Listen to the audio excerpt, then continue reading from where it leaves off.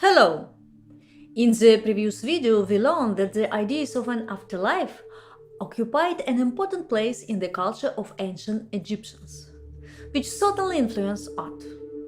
Since the time of the first dynasties, the funeral ritual has been of great importance in life. Paradoxically, the whole life was a preparation for death, or rather for the afterlife. The discovered burials of the pre-dynastic era in Egypt have no fundamental difference from those in other regions.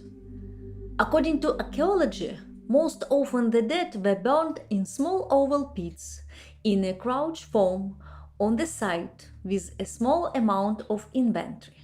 Sometimes the body was cut into pieces.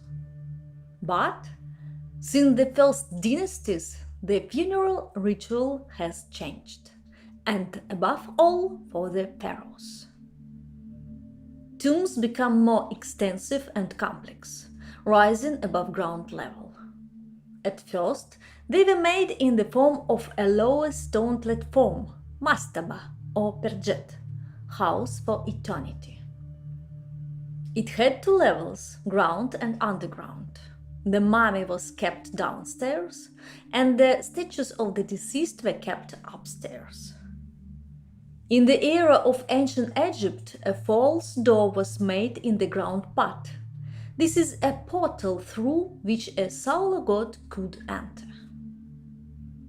Starting from the third dynasty, the tombs take the form of pyramid. If you think there were only 3 or 5 to 10 of them, then you are mistaken. More than 100 such buildings have already been found. The oldest surviving is the 6-step pyramid of Djoser, built in the 27th century BC. Its architect is the highest royal dignitary Imhotep, who, for his art, from the 8th century BC was declared a demigod and the son of Ptah. This building, like the earlier mastabas, was for the whole family, but later the pyramids became individual. For the pyramid of Djoser, stones were used for the first time, instead of raw bricks.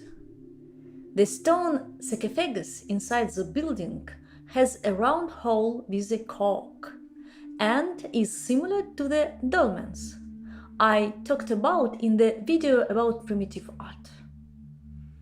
It stands on the ruins of an older marble structure, decorated with carved stars. Its origin is still not clear to scientists. Probably the most famous building in the world that you know or at least have heard of are the pyramids at Giza, Cheops, Chephren and Mykerinos. They were built together with small satellite pyramids of the 26th-23rd centuries BC. The largest and first of them is the Pyramid of Cheops. This is the only one of the 7 wonders of the ancient world that has survived to this day.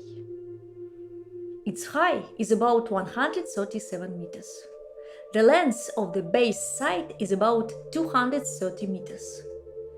It was built for almost 20 years by the pharaoh's nephew, the architect Himiunu. This building, like the pyramids of Chephren and Mykerinos, consist of large slabs weighing from 2 to 3 tons. Its construction took them 2,300,000 slabs, which are very tightly fitted to each other. If you read in books or other sources, you will find out that the pyramids are located 25 kilometers from the center of the modern capital of Egypt, Cairo. However, once there, you will be surprised by the fact that the pyramids are near the city. It is almost its outskirts. In the era of Middle Kingdom, the pyramids were much smaller in size and later stopped building them, replaced by tombs carved into the rocks. Because in the first period of the fragmentation of Egypt, the pyramids were looted and therefore were unsuitable for the preservation of mummies. Therefore, after the burial of the pharaoh inside the rock tomb, the entrance to it was filled in to confuse the robbers. The safety of mummy of the deceased was guaranteed not only by the tomb, but also by sarcophagi. The most complete set of sarcophagi and arks has been preserved in the famous tomb of Pharaoh Tutankhamun.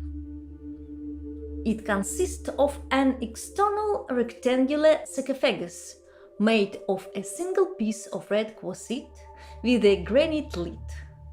Inside it there is a wooden one with gilding, then another wooden one with gilding, and the last one is made of gold. Each of these three, without first, is anthropomorphic, that is, made in the form of a person. But that's not all. The sarcophagi were inside 4 arks, big boxes or small rooms. One of the talismans protecting the deceased were images of tombs. If you've ever seen images of ancient Egyptian painting, you've noticed a strange way of showing people. This is a specific canon. When the face and legs are in profile, the shoulders are in the face, the eyes are enlarged and emphasized, a man is drawn in red and often taller, a woman is yellow, children are even smaller but are depicted as small adults, and babies are drawn naked. One of the most common motifs of ancient Egyptian art were sphinx. These are creatures with the body of a lion and the head of a man, a falcon, or a ram. The latter symbolize the god Ammon. Others of such sculptures have been preserved near the Karnak temple. The falcon is the embodiment of Horus. Such sphinx can be seen on the walls of temples dedicated to this god. The human head was a portrait of nobleman. The largest of the Egyptian sphinx is located near the 3 pyramids at Giza and is believed to be a portrait of Pharaoh Chephren. It is carved out of solid rock. Its length is more than 73 meters. This is the oldest surviving monumental sculpture. By order of Hatshepsut, one of the 5 female pharaohs in the history of Egypt, at the beginning of the 15th century BC, the architect Senmun built a funerary temple. The temple is located against the background of rocks. It consists of 3 huge platforms connected by ramps, inclined platforms. Probably in ancient times, all this was in vegetation. On the highest platform, there are damaged images of the queen in the image of the god Osiris, returned here by the architects. The fact is that Hatshepsut was appointed regent for her stepson after her husband's death, but she ruled for more than 20 years. Therefore, when Thutmose III finally came to power after the death of his stepmother, he ordered the destruction of the images of Hatshepsut.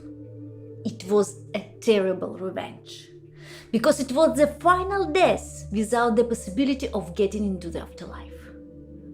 I told more about these beliefs in the previous video.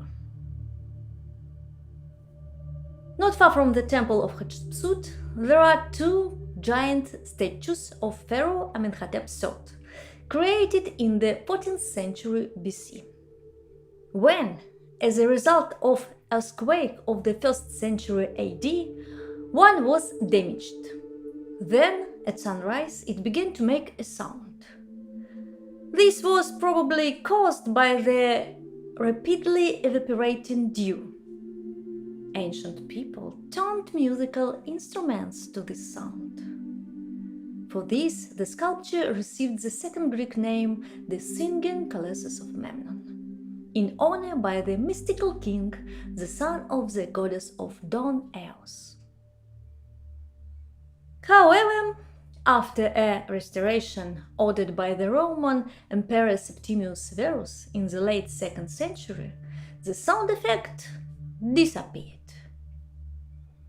The music of the Egyptians was of different genres: military, religious and ceremonial, entertaining, folk, etc. Among the most ancient musical instruments is the harp, invented in Egypt.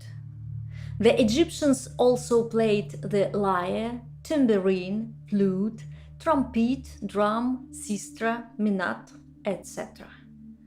The last two are rattles that imitated the rustle of papyrus thickets.